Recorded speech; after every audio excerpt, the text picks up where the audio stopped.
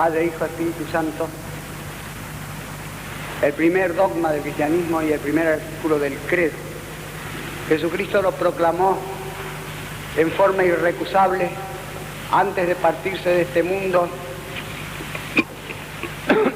después de haber aludido a él muchas veces en su predicación, sobre todo en sus últimos años, en sus últimos días, bautizándolos en el nombre del Padre, del Hijo y del Espíritu Santo. No necesito recordar los otros textos, una vez los he recordado ya, porque este basta, porque en el nombre de Dios bautizaban los hebreos. San Juan Bautista juraban en el nombre de Dios, como decimos al principio de la misa, nuestra ayuda en el nombre del Señor, como dicen los criollos, nombre sea Dios, para jurar. Y Cristo sustituye simplemente esta palabra Dios por las palabras, por los nombres de tres personas. Y él mismo se dice Dios porque dice, tengo todo el poder en el cielo y en la tierra, lo cual es solamente propio de Dios. Y no dice en los nombres, como si fuesen tres dioses, sino que dice en el nombre del Padre, del Hijo y del Espíritu Santo. De manera que dejó revelado, selló el dogma de la Santísima Trinidad que él ya había anunciado a los apóstoles con esta última palabra suya antes de partirse de este mundo. Esto es un misterio absoluto que no lo podemos comprender. Y entonces, ¿para qué reveló Dios una cosa que no podemos comprender? Es una cosa inútil. Un católico yanqui, Daniel Callahan, escribió hace poco en la revista Commonwealth, una de las principales revistas de Estados Unidos, que a él lo que le fastidiaba era que la Iglesia se detenga y se preocupe por cuestiones metafísicas y especulativas como la Trinidad, en vez de ocuparse de los problemas sociales y políticos del hombre, que son cosas útiles. Querrá quizá que prediquemos acerca de la ley 11.729, pero sobre eso ya predica bastante el doctor Palmero. La respuesta a Callahan es muy sencilla. Una cosa no impide la otra, al revés, una cosa ayuda a la otra. Dios reveló este dogma no comprensible para nosotros por tres razones. Primero, para que lo sepamos. Segunda, para que nos humillemos. Y tercera, para que conozcamos no solamente a Dios, sino incluso otras cosas, muchas otras cosas. Primero, para que lo sepamos. Todo el que ama quiere que la persona amada lo conozca como Él es. Que los demás piensen de Él lo que quieran no le importa mucho, pero la persona amada no. Lo lastima mucho que piense de Él una cosa que no es. Y así Dios. ¿En qué quedamos? No hemos dicho que no se puede comprender. Sin embargo, Dios quiere que sepamos. Pero es que una cosa es saber y otra cosa es comprender. Saber, podemos saber todas las cosas que existen, incluso las cosas posibles. Pero comprender, no podemos comprender todas las cosas. Incluso de ninguna cosa podemos comprender a fondo la esencia, ni siquiera la esencia de una mosca, dice Aristóteles. Porque para saber que una cosa es, nos basta o verla o que nos prueben que existe. Pero para saber, comprender una cosa, necesitamos conocer su esencia. Y la Trinidad Divina sabemos que es porque Cristo nos la reveló, pero no sabemos cómo es ni lo que es. Aunque después que sabemos que existe por la revelación de Cristo, podemos saber algo de cómo es, algo, no todo. La segunda razón es para que conozcamos y reconozcamos la limitación de nuestro entendimiento, o como dice brutamente Santo Tomás, para humillar nuestro entendimiento. No es que Dios tenga gusto en humillar a sus lectores como Jorge Luis Borges, sino que Dios sabe que necesitamos eso, porque la razón humana es propensa a ensoberbecerse, y cuando se ensoberbece se enloquece, es una perdición, es su perdición. Es propensa a ensoberbecerse porque el intelecto es la cosa más grande que existe en la tierra, la cosa regia y divina que existe en la tierra y fuera de la tierra. No digo el entendimiento del hombre, sino todo el intelecto es lo mayor que existe en la creación y más allá de la creación, porque Dios es intelecto puro. Los ángeles son puros intelectos. Dios es el intelecto por esencia. Dios es un pensamiento pensándose a sí mismo, dijo Aristóteles, y ese a sí mismo es su Hijo, el cual no es un pensamiento accidental o una facultad de pensar como nosotros, sino que es una persona. Y entonces brota el amor, porque siempre que hay un entendimiento hay una voluntad y hay amor. La verdad conocida se ama y se convierte en el bien. El ser, la verdad y el bien son una misma cosa, y son el Padre, el Hijo y el Espíritu Santo. Pero en nosotros esas tres cosas son tres modos del ser, tres conceptos, tres maneras de ver, y en Dios son tres personas. En Dios no son tres modos, como decían los modalistas, unos herejes del siglo III, y como decía entre nosotros don Santiago Lugones, el finado don Santiago Lugones, inocentemente, por cierto, hermano de don Leopoldo Lugones. La tercera razón es para que tengamos conocimiento no solamente de Dios, sino también del hombre y de las cosas del hombre, incluso de los problemas sociales y políticos que tienen ansioso a Daniel Callahan. El entendimiento del hombre tiene esta propiedad, que cuando lo derriban se levanta, digamos, con más furia. Lo mismo que el mitológico gigante Anteo, que era hijo de la tierra, y cuando luchó con Hércules, cada vez que Hércules lo tiraba al suelo, se levantaba con más fuerza porque tocaba a su madre la tierra, hasta que Hércules se dio cuenta, lo abrazó, lo levantó en el aire y apretándolo lo ahogó. A cada golpe más gozoso salta, dijo un poeta. El entendimiento humano, al chocar contra este muro que es la Trinidad Divina, se esfuerza de una manera increíble. Los padres de la Iglesia y los doctores, para conservar y preservar esta revelación de Cristo, que los herejes negaban o perturbaban, deturpaban, tuvieron que agarrar la filosofía griega, que era la mayor que había entonces, o mejor dicho, la única, y desarmarla, limpiarla, pulirla, completarla y transfigurarla. Y lo ve fácilmente el que se anime a entrar en esas 500 páginas de apretado latín, que son el Tratado sobre la Trinidad, el libro De Trinitate de San Agustín, que es una de las obras más excelsas de filosofía que existen. Tuvieron que pulir y completar los conceptos de persona, de naturaleza, de unidad, de sustancia, de procedencia, de filiación, de paternidad, de relación, porque las divinas personas están constituidas por relaciones, en un esfuerzo inmenso que nos ha quedado y que es imperecedero, no perecerá jamás, y que es insuperable, no será superado jamás. Ya eso no se puede mejorar, lo que nos ha dejado en innumerables libros los santos padres, doctores antiguos y los filósofos escolásticos y los filósofos actuales, hasta nuestros días.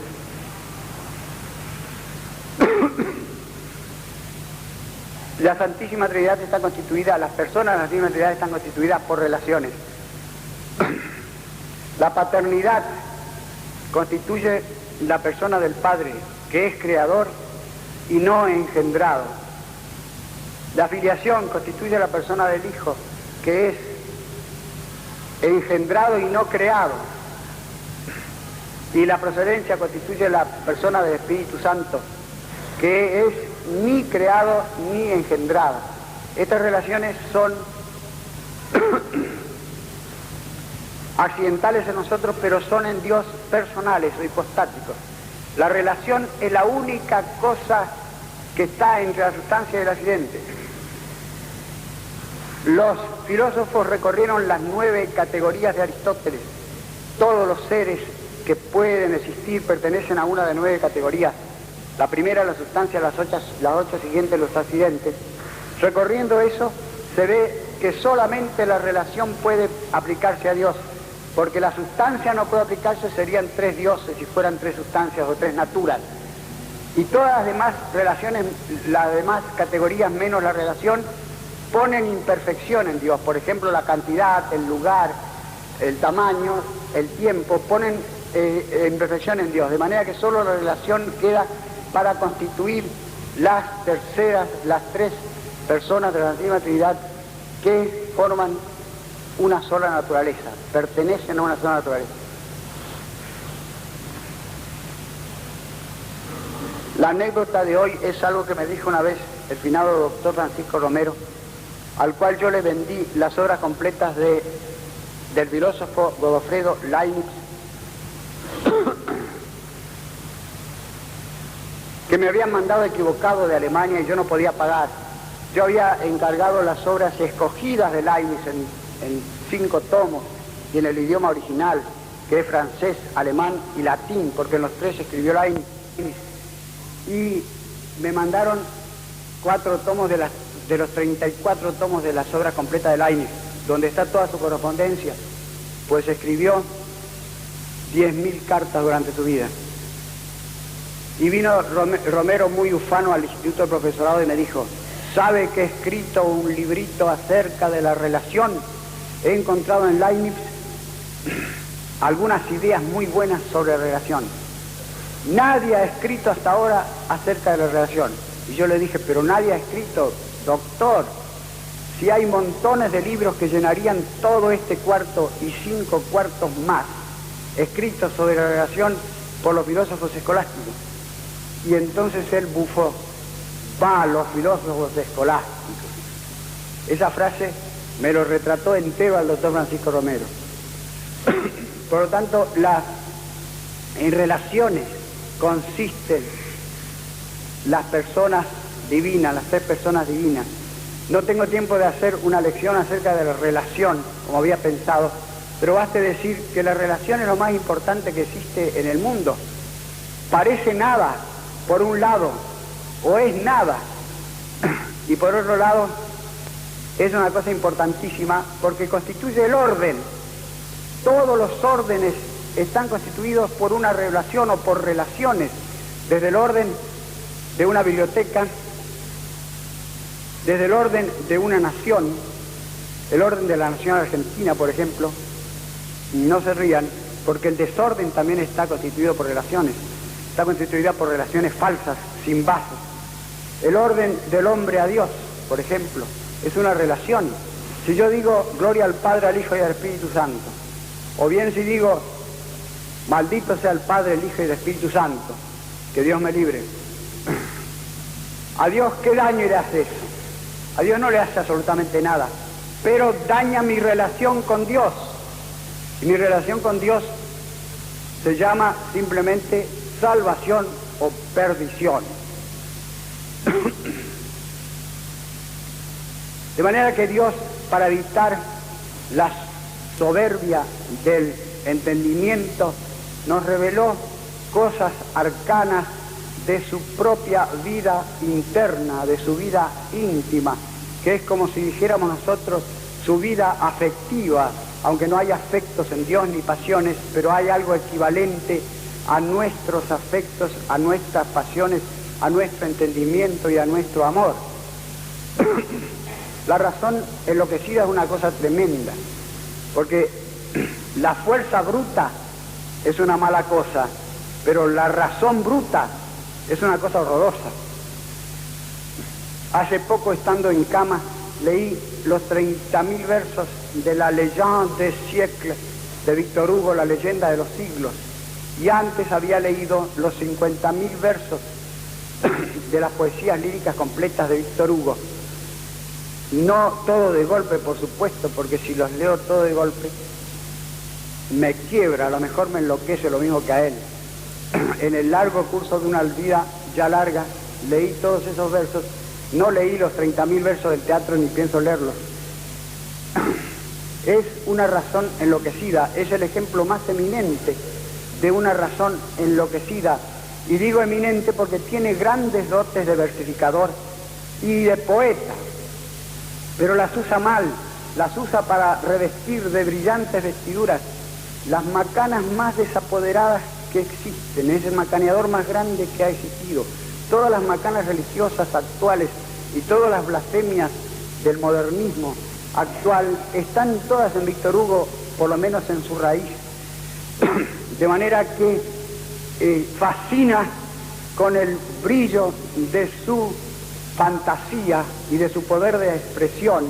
Por eso es peligroso. Y por otro lado, si uno lo lee a mi edad, porque cuando era muchacho leí unas cuantas poesías, me dejaron fascinado. En realidad hay algunas poesías buenas entre ese montón enorme de poesías, por ejemplo, La tristeza de Olimpio o La oración de todos. Pero hay un cúmulo de gansadas, de macanas, de exageraciones y de cosas desmesuradas que no hay en ningún otro autor del mundo. A un gran crítico francés, que ciertamente es ateo, André Gide, le preguntaron: ¿cuál es el más grande poeta de Francia?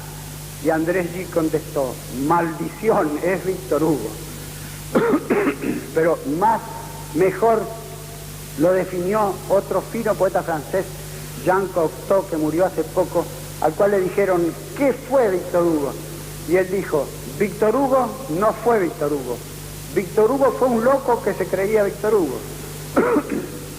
Que es una paradoja muy profunda, porque quiere decir que en Víctor Hugo había pasta para ser un gran poeta, pero el loco que había en Víctor Hugo hacía poemas creyéndose ese gran poeta que Dios hubiera querido que él fuera, y él no fue.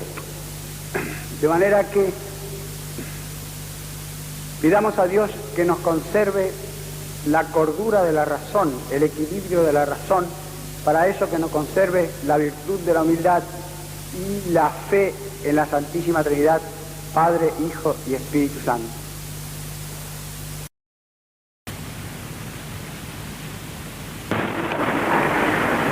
Amados hermanos, la parábola del convite regio, aunque en Lucas no es un rey sino un patricio el que hace el convite.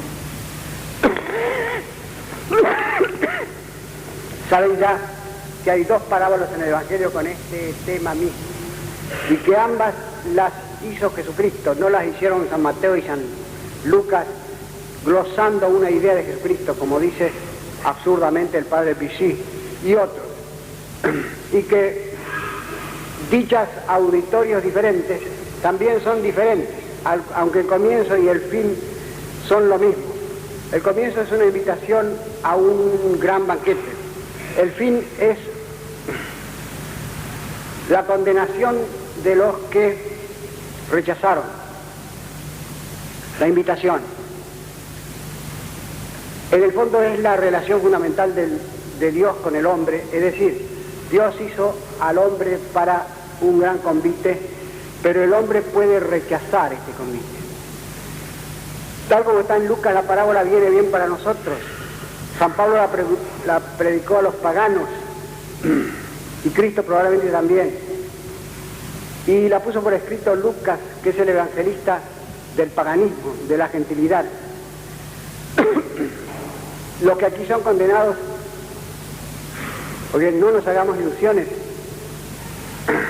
la parábola tan suavecita a la griega y no a la judaica, en el fondo dice lo mismo que la de San Mateo, termina con las tinieblas exteriores. Los que aquí son condenados no son hombres malos,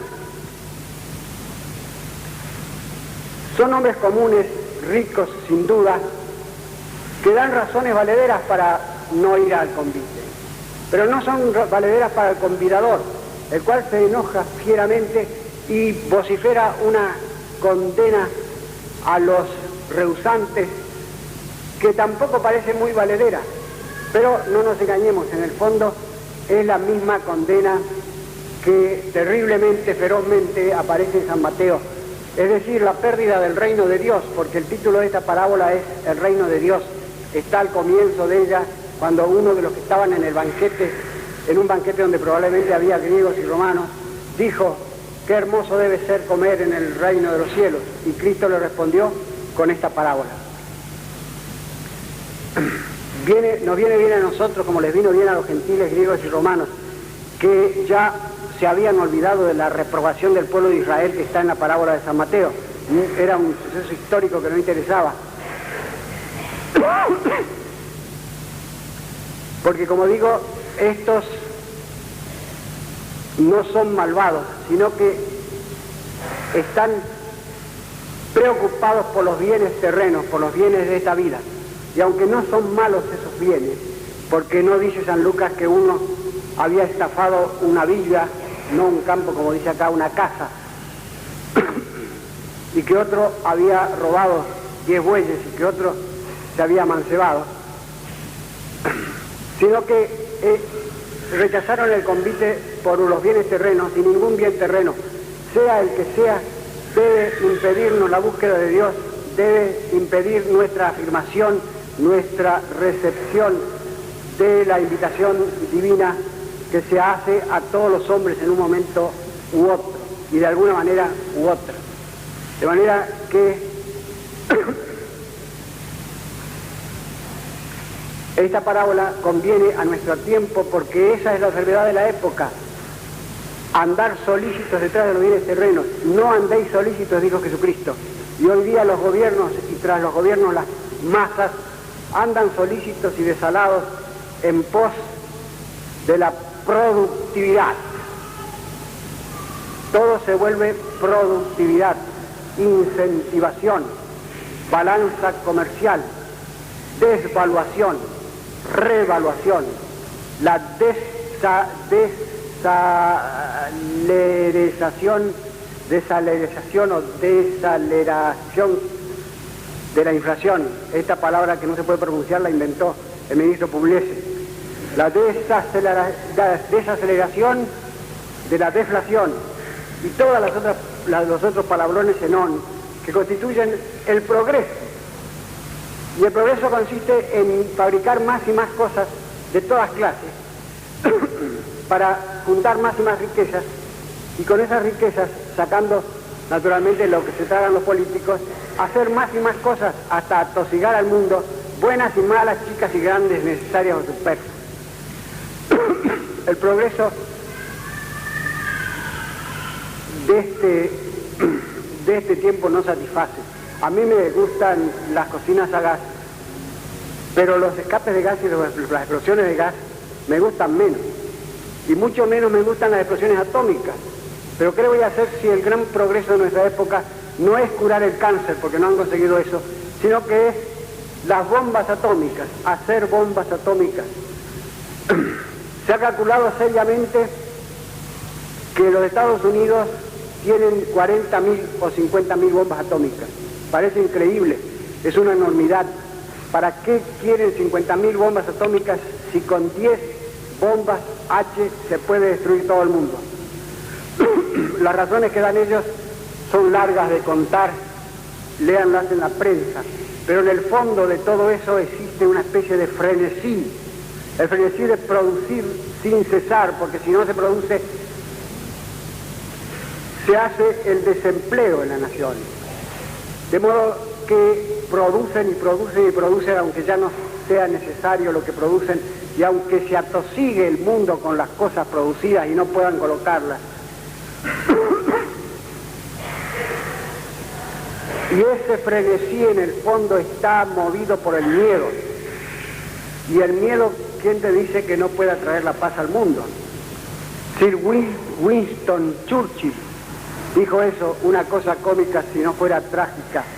Dijo que el mundo había conseguido la paz por medio del terror estable. Quiere decir que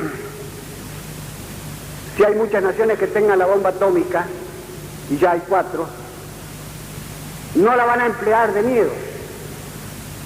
Esa es la paz que nos promete el mundo actual, la paz por el terror, pero el terror no da la paz, el terror quita la paz. Mi paz os doy, mi paz os dejo, no os la doy como la da el mundo, dijo Jesucristo. Pero esta paz por el terror no es la verdadera paz, parece la paz del falso príncipe de la paz, o sea, del anticristo. La paz interior, la paz en Dios, la paz de Cristo, que es lo que importa, no se puede dar por el terror. Parecería que se está cumpliendo la predicción de Cristo cuando dijo: en aquel tiempo los hombres andarán angustiados y entontecidos por los bramidos del mar y de sus olas. El mar en la Escritura significa el mundo.